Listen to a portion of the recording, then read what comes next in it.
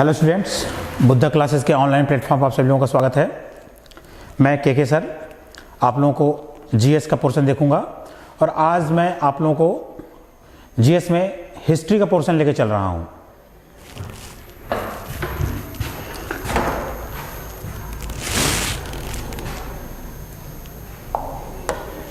History शुरू करने से पहले मैं आपको बता दूं कि इतिहास एक बहुत ही विवादास्पद सब्जेक्ट है। विवादास्पद इसलिए मैं कहूँगा कि क्योंकि इसमें अलग अलग राइटर ने अलग अलग चीज़ों को अपने अपने तरीके से लिखा है। जब अपने तरीके से लिखा है तो वो चीज़ें थोड़ी सी गड़बड़ हो गई हैं, कहीं पे डेट कुछ और हो जाती है, कुछ नाम में फ़र्क आता है, इसलिए बड़ा ही विवादास्पद सब्जेक्ट है इतिहास। और इसलिए मैं आपसे कहूँगा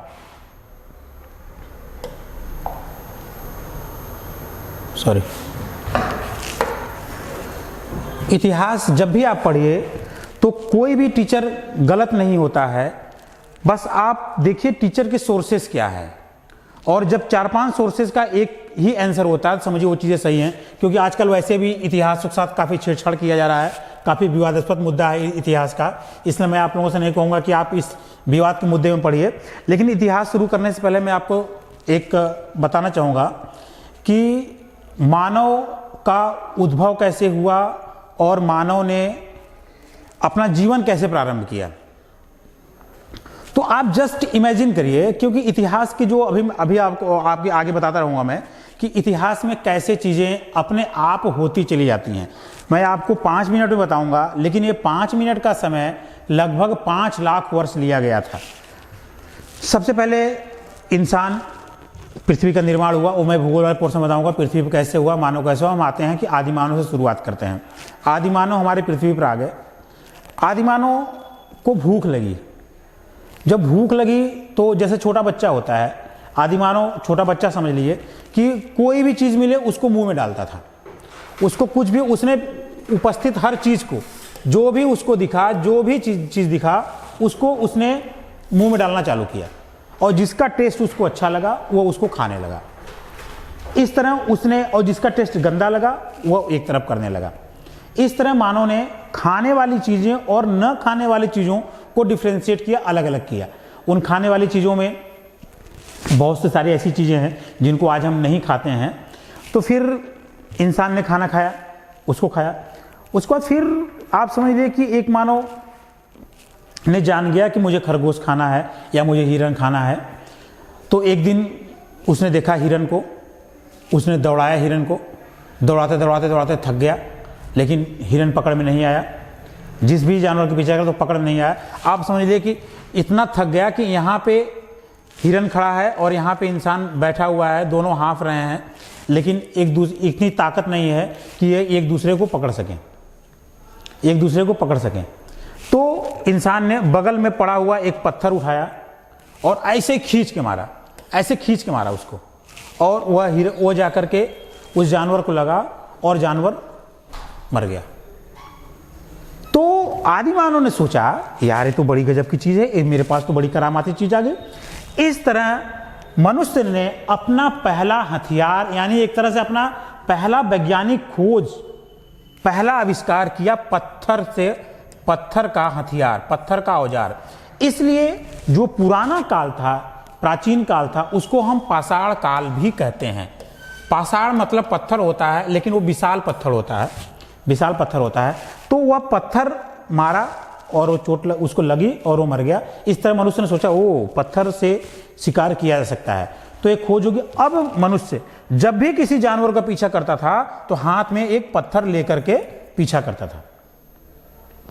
एक बार हुआ ऐसे ही, उसने हिरन का पीछा कर रहा था, किसी बड़े जानवर का पीछा कर रहा था, उसने पत्थर मारा, उसको कोई फर्क नहीं पड़ा। वो कई पत्थर मारा, उसको कोई फर्क नहीं पड़ा। उसको समझ में नहीं आया क्या, और उसको लगा कि मेरा हथियार बेकार हो गया है। फिर उसने कई पत्थर मारे, एक पत्थर जाकर के हिरन की गर्दन में लग गया और वो धंस गया। जब इंसान उसके पास पहुंचता है कि देखा पत्थर का टुकड़ा उसमें अंदर धंसा हुआ है, निकला हुआ है, तो उसने देखा तो कुछ नोकीला सा था। वो पत्थर का टुकड़ा ऐसे नोकीला सा निकला हुआ था। तो उसने सोचा, ओ इसका मतलब कि अगर हम नोकीली थोड़ा सा ऐसे इसके साथ थोड़ा सा रगड़ के थोड़ा सा इसको नोकीला बना दें तो इसका मतलब कि और इस तरह इंसान अब उस पत्थर के हथियार पे कारीगरी करना प्रारंभ कर दिया। उस कारीगरी ही ये इंसान, ये जो भी आपको मैंने 1 मिनट बताया, ये 1 मिनट की घटना नहीं है, इसको होने में कई 100 वर्ष लगे थे। अब इंसान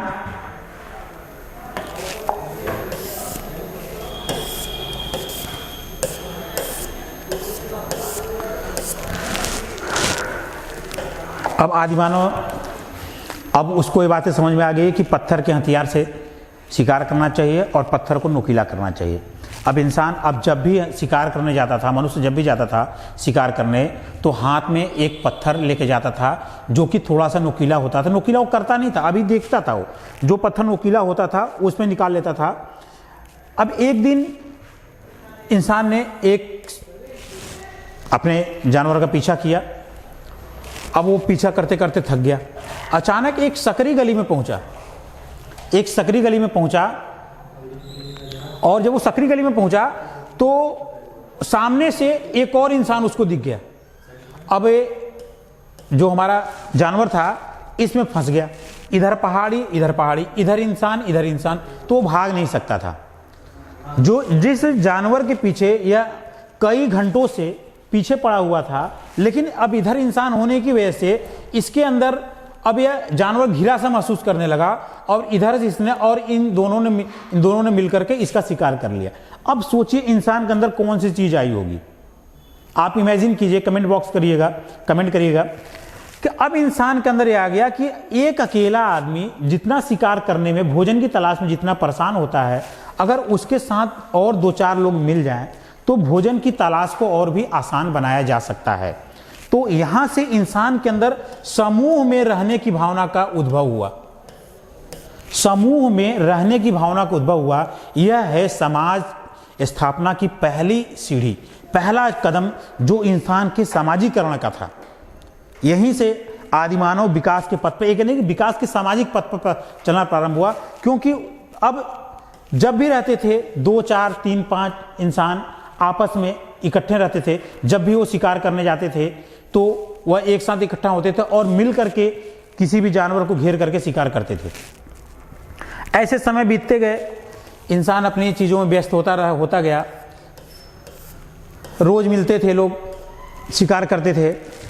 लेकिन आप सोचिए, इंसान या जानवर कहीं भी रहते थे, कुछ पहाड़ों पर रहते थे, कुछ कंदराओं में रहते थे, कुछ पेड़ पर रहते थे, लेकिन वह एक जगह रोज जाते थे। हर इंसान कहीं भी रहे उस क्षेत्र में, जैसे इतना बड़ा क्षेत्र है, इतने बड़े क्षेत्र में इंसान यहां भी रह रहा है, यहां भी रह रहा है, यहां भी रह रहा है, लेकिन वह एक जगह रोज जाते थे। बता सकते हो कौन सी जगह थी? जी हां, वह जगह थी पानी पीने का स्थान। क्योंकि उस क्षेत्र में जो भी नदी होती थी उसमें पानी होता था और इंसान वहीं पे पानी पीने जाता था। रोज रोज कभी यहां से पानी पीने जाता था, कभी यहां से पानी पी जाता था। तो इंसान को ऐसा लगा, आदिमानव को ऐसा लगा, क्यों ना हम नदी के किनारे ही रहने लगे। तो आदिमानव को भी डर लगता था, जानवरों से डर लगता था, कहीं कहीं उससे बड़ा जानवर आकर के उसका शिकार न कर जाए। क्योंकि उस शेर शिकारी और शिकार के खेल में कब कौन सा शिकार बन जाए, कब कौन शिकारी किस शिकार पर हावी हो जाए, ऐसा कुछ कहा नहीं जा सकता था। जो बड़े जानवर थे वो भी इंसानों का भी शिकार कर लेते थे। इसलिए इंसान इस नदी के किनारे आ गया कि इसकी जो पानी की जरूरत थी सुबह शाम की, यह पूरी हो गई। अब एक तरफ से नदी थी तो एक तरफ से इसको पूरी तरह से सुरक्षा था, और एक तरफ जब एक इंसान आ गया तो यहां पे ये रहने लगे, कई इंसान एक साथ रहने लगे। तो इस तरह से समूह में जब इंसान रहने लगा, आवास बना के रहने लगा। इससे पहले जो प्राकृतिक आवास थे, कंदराएं थी, गुफा था, पेड़ था, वो सब प्राकृतिक आवास थे। लेकिन अब इंसान जब नदी के किनारे आकर बैठने लगा तो इसने अपना खुद का आवास बनाया।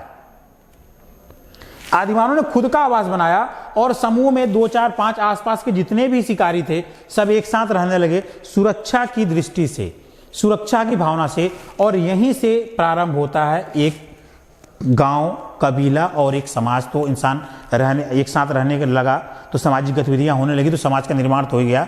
लेकिन अब एक वास्तविक रियल में जो एक समुदाय, गांव होता था, उसमें कबीला बोला जाता था, इन कबीलों का निर्माण होने लगा। आप देखेंगे इधर के लोग यहाँ इकट्ठा हुए, इस तरह ऐसे ऐसे नदी के किनारे ऐसे कबीले बनने लगे। आप प्राचीन इतिहास में पढ़ेंगे तो नदी घाटी सभ्यता का निर्माण ऐसे ही हुआ। आप देखेंगे किसी भी सभ्यता में नदियों के किनारे ही सभ्यता का निर्माण हुआ था। तो उस सभ्यता, नदियों के किनारे सभ्यता के निर्माण होने का कारण जो था सिर्फ यही था, नदी घाटी सभ्यता इसीलिए हुआ। आप पढ़ेंगे अभी हम सिंधु घाटी की सभ्यता आगे पढ़ेंगे और विश्व की सभ्यताओं में कुछ पढ़ेंगे, मिस्र की मेसोपोटामिया की सभ्यता, मिस्र की सभ्यता, बेबीलोन की सभ्यता, इन सब सभ्यताओं को भी हम पढ़ेंगे। लेकिन अभी हम आगे बढ़ते हैं। यहाँ पे अब इंसान समूह में रहने लगा। अब यह जो समय था, यह समय समझ लीजिए कि करीब 5 लाख साल हमने पूरा कर लिया। 5 लाख का समय हमने पूरा कर लिया। अब यहाँ पे अब छोटे छोटे कबीले बन गए। अब इन कबीलों में संघर्ष प्रारंभ हो गया। ये आपस में एक दूसरे को जीतने लगे। इससे पहले कबीला बना, फिर जन बना, फिर जनपद बना, फिर महाजनपद बना। तो छोटी सी स्टोरी आप याद रखिएगा कि इंसान पत्थर से लेकर के अब इस महाजनपद काल तक पहुंच गया था। इस महाजनपद काल में जो संघर्ष हुआ ये हम आगे पढ़ाएंगे। अब हम आते हैं, ये जो 5 लाख का सफर इंसान ने यहां आने तक तय किया, जो उस पत्थर के एक औजार को उठा करके मारा और वहां से यहां तक का जो आने का सफर था, ये पूरा लगभग 5 लाख वर्ष का इतिहास था। 5 लाख वर्ष को अभी हम इसको पढ़ेंगे। बाकी जब जनपद काल आएंगे तो हम उसको पढ़ेंगे।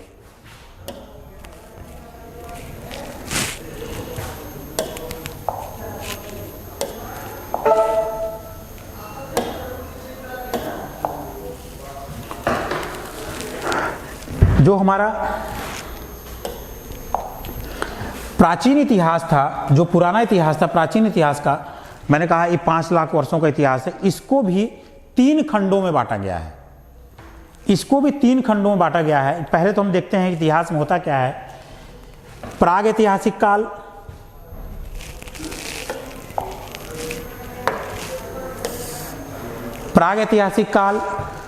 आद्य ऐतिहासिक काल और ऐतिहासिक काल। जो हमारा जो बीत गया वह इतिहास है। कल जो था आज के लिए इतिहास है। हर आदमी का अपना इतिहास होता है। अब आप लोग अपने पीछे ख्यालों मत खो जाइएगा कि हमने इतिहास में क्या किया था।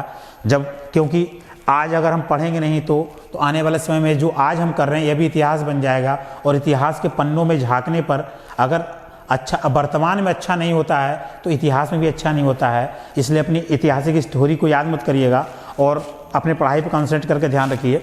प्राग ऐतिहासिक काल, आद्य ऐतिहासिक काल और ऐतिहासिक काल, 3 खंड हैं इतिहास के।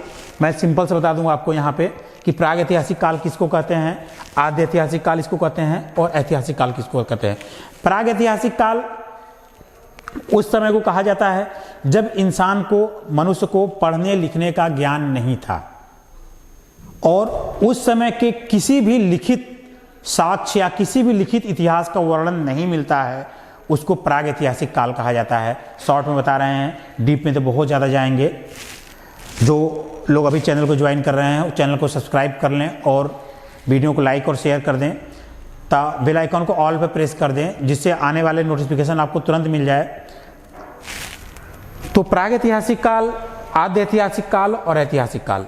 आद्य ऐतिहासिक काल में जो उस समय के लोग होते थे समाज में, उनको पढ़ने लिखने का ज्ञान तो हो गया था, वो लिखते भी थे, लेकिन उन्होंने जिस भाषा में लिखा वो आज तक हम नहीं पढ़ पाए। इसलिए उनका जो भी ज्ञान था, जो भी ऐतिहासिक था, जो भी उनका समाज था, उसके बारे में पूर्ण ज्ञान हमें नहीं मिलता है, क्योंकि हमने उनके साहित्य को, उनके लिटरेचर को अभी तक डिकोड नहीं कर पाए हैं। तो इस तरह से इसको भी हम इसी क्रम में रख सकते हैं, जैसे इसकी चीजों को पता चलता है वैसे इसको। अब आता है ऐतिहासिक काल।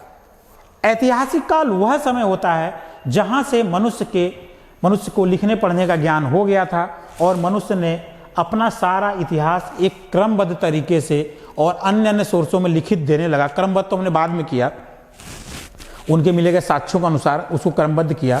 तो यानी कि यह ऐतिहासिक काल से हमको अपना पूरा क्रमबद्ध ज्ञान मिलता है। तो ये दोनों चीज़ें अभी हम पढ़ेंगे इस प्राग ऐतिहासिक काल को। आद्य ऐतिहासिक काल में वह सभ्यताएं आती हैं, इस प्राग ऐतिहासिक काल में हम पाषाण काल को पढ़ेंगे।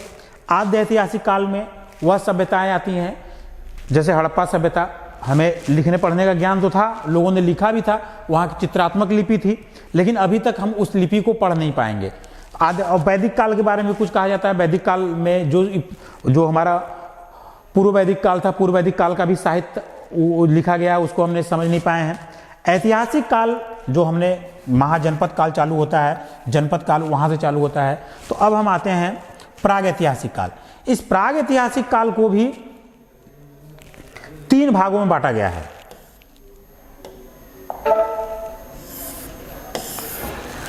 इस प्राग ऐतिहासिक काल को भी 3 भागों में बांटा गया है। पहले आप देख लें प्राग ऐतिहासिक काल था क्या। वह काल जिसकी जानकारी में लिखित साधनों का अभाव है, वह काल जिसकी जानकारी में लिखित साधनों का अभाव है था, जिसमें मानव असभ्य जीवन जी रहा था, जिसमें मानव असभ्य जीवन जी रहा था।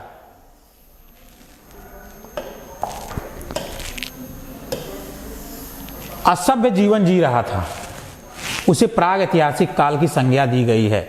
इस काल का कोई भी लिखित विवरण नहीं मिलता है, क्योंकि लिखने पढ़ने का ज्ञान था नहीं, तो लिखित विवरण कैसे मिलेगा। सोचिए, मनुष्य ने कितना संघर्ष किया लिखने पढ़ने के लिए, और आज भी वह संघर्ष जारी है। तब भी मनुष्य भोजन की तलाश में परेशान होता था, आज भी मनुष्य भोजन की तलाश में परेशान हो रहा है। फर्क सिर्फ इतना है, तब हाथ में पत्थर लेकर भोजन की तलाश करता था और आज हाथ में कलम लेकर भोजन की तलाश कर रहा है। निशाना तब भी चूका, निशाना अब भी चूका, दोनों स्थिति में भूखे रहना है। इसलिए इतनी मेहनत करिए कि आपका निशाना न चूके। इस काल के विषय की जानकारी पाषाण के उपकरणों, जो उस समय जो पत्थर के हथियार थे, उन्हीं हथियारों के आधार पर, क्रमबद्ध हथियारों के आधार पर, पहले मोटा बिडोल, बाद में थोड़ा सा चिकना, हाथ भी उसका साइज भी थोड़ा छोटा हुआ और बाद में उससे भी छोटा हुआ। तो इस तरह से मनुष्य ने पत्थर का औजार बनाया और उसी के आधार पर हम उनका वो करते हैं। मिट्टी के बर्तनों और खिलौनों से प्राप्त होती है। इस काल के विषय की जानकारी साक्ष्यों और अनुमानों पर आधारित है। आप समझ सकते हैं, साक्ष्य, जो भी हमें साक्ष्य मिले हैं, उन साक्ष्यों के आधार पर हमने अनुमान लगाया। जैसे एक छोटी सी कहानी बता रहे हैं। मेरा एक स्टूडेंट था, ये सब कहानियां है, रियल लाइफ से कोई मतलब नहीं है, लेकिन आपको रोचक लगे इसलिए इसको खुद से जोड़ा जाता है। मेरा एक स्टूडेंट था, एक दिन अब उसके घर में एक बहुत पुराना संदूक निकला। जब वो संदूक निकला तो संदूक में से एक तलवार निकली, एक डायरी निकली, एक कमरे कलम जैसी एक वो चीज निकली। तो अब उससे क्या अंदाजा लगेगा? उससे हमने ये अंदाजा लगाया कि जो उसके दादाजी थे, उस लड़के ने अंदाजा लगा, उसके पहले तब तक उसके दादाजी के बारे में कोई जानता नहीं दादाजी क्या थे। ये हमने अंदाजा लगाया कि दादाजी पढ़े लिखे थे, दादाजी तलवार चलाना जानते थे। ये हमने अनुमान लगाया ना, ये हमने अनुमान लगाया। अगर दादाजी की लिखी हुई बातें अगर हमको समझ में आ जाती हैं, तब तो हमने और जान जाएंगे। अब मान लीजिए दादाजी ने लिखा, वो हमें समझ में नहीं आया, तो हमने ये अनुमान लगा लिया कि मेरे दादाजी बहुत बड़े तलवारबाज थे और लिखना पढ़ना इनको आता था। बाद में कहानी थोड़ा सा इंटरेस्टेड बनाते हैं। बाद में कुछ वर्षों बाद, जब मेरे स्टूडेंट का मालिक, कुछ वर्षों बाद जब मेरा स्टूडेंट बड़ा हुआ और पढ़ा हुआ, उसने कुछ पढ़े, तो उसने जब उस डायरी को पढ़ने की कोशिश की, डिकोड किया, तो अब तक तो वह जान रहा है कि मेरे दादाजी बहुत बड़े तलवारबाज थे और बहुत बड़े पढ़ने लिखने वाले थे, गांव के लोग इनसे आकर राय बात लेते थे, तो अब समाज में उसका ना। लेकिन बाद में जब उसने डायरी को पढ़ा तो उसको यह ज्ञात हुआ कि मेरे दादाजी के पास अपने उनके दोस्त ने तलवार रख कर गए थे और मेरे दादाजी को तलवारबाजी नहीं आती थी और ना ही उनको लिखना पढ़ना आता था। ये डायरी और ये तलवार उनके दोस्त की है, उनके मित्र की है। तो चीजें बदल गई ना। इसी तरह इतिहासों में उन्हें मिले हुए साक्ष्यों के आधार पर हम अनुमान लगाते हैं, मिले हुए साक्ष्यों के आधार पर हम अनुमान लगाते हैं, और हमारा अनुमान जब तक उस अनुमान को काटा ना जाए, जब तक उस अनुमान के विपरीत कोई साक्ष्य न मिल जाए, तब तक वो अनुमान ही हम सही मानते हैं। जैसे जब तक ये हमने उसकी डायरी को पढ़ा नहीं कि ये तलवार और किताब उनके मित्र की है, तब तक तो हम तो यही जान रहे थे मेरे दादाजी तलवारबाज हैं। तो जब तक साक्ष्यों और अनुमान, साक्ष्यों के आधार पर हम अनुमान लगाते हैं, और जब तक ये अनुमानों को किसी अन्य साक्ष्य के आधार पर काटा न जाए तब तक ये अनुमान ही सत्य होते हैं। इसलिए प्रागैतिहासिक काल में और पाषाण काल में अनुमान बहुत बड़ी चीज है। अब हम आगे बढ़ते हैं।